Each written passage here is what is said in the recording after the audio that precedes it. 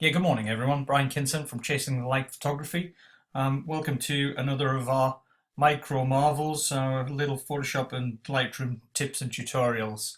Today we're going to look at converting an image to a black and white, the way that I've found it's really successful. And we're also going to look at adding a vignette to an image.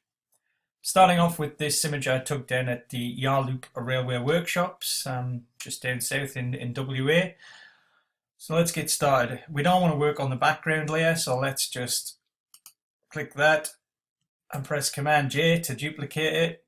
Okay, and now we're going to convert this image to black and white. A good way that I've found to give me lots of control over it, go to your selective color adjustment tool. Just add that in, come down here to this little icon here. We're going to add a solid color on top of that. Now make sure you've got black selected, click OK. And we're going to change the blend mode to color. Again, straight away, our image has gone to black and white, but we're not finished there. If we click back on our selective color tool and we go to all our channels, by using the black slider, we'll be able to control the image a bit more. So let's go through all our panels. We may not have all of these colors in here. Let's just lighten those yellows up a little bit. Don't think we're going to have any greens. If we haven't, let's just leave it at 0. Not going to have any blues. We're certainly going to have whites in there. Let's just lighten the bottom of that image. You can see down here that image is a bit lighter. Same with our neutrals. We'll just give that a little bit lighter. And finally, our blacks channel, we're just going to slightly darken it a little bit. Okay. That there has given you a black and white image.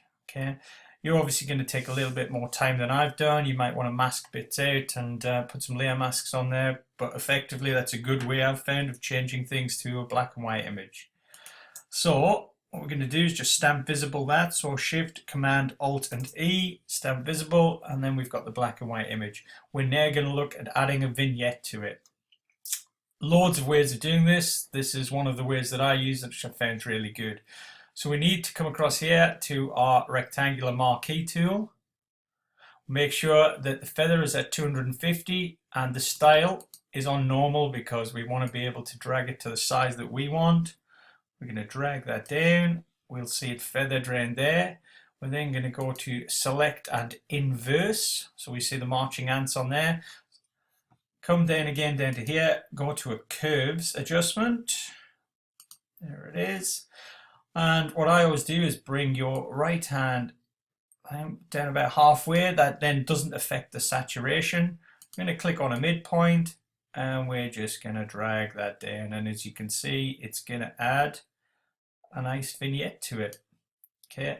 Again, obviously you can have a look at that. You might want to just add paint over it in black just to get rid of some of that around there. You might not want it all the way around, so you can play around with that.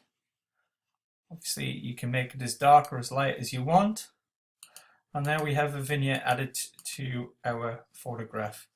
And that's it, folks. So hopefully you enjoyed this tutorial, and we'll see you again next time.